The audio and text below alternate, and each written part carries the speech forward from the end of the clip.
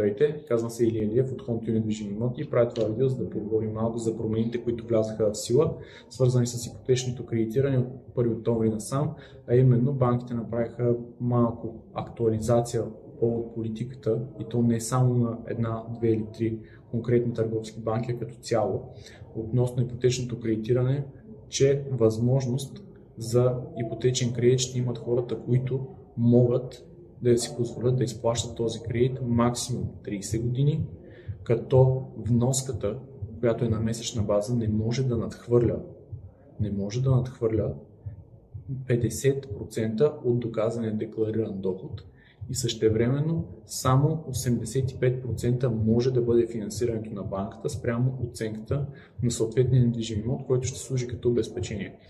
Именно по повод последната точка искам да обърна внимание, че тази промяна изкарва на преден план, т.е. в по-изгодна позиция купувачите, които имат значително по-голям обем самоучастие. Т.е. тези купувачи, които са се постарали да заделят и спестят своите лични средства и да послужат за самоучастие, със сигурност ще могат да си позволят да участват все още на пазара на недвижими имоти.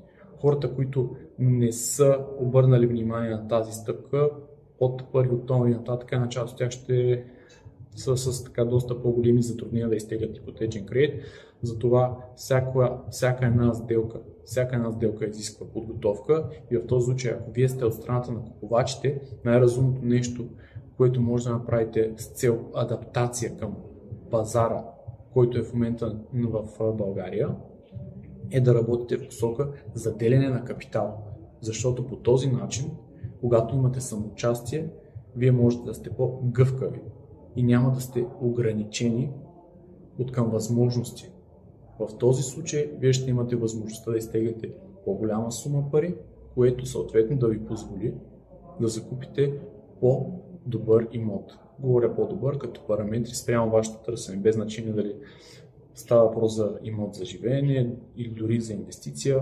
Ако ние имаме заделени лични средства, т.е. самоучастие в по-голям размер, шанса ние като цяло да сключим сделка е значително по-голям.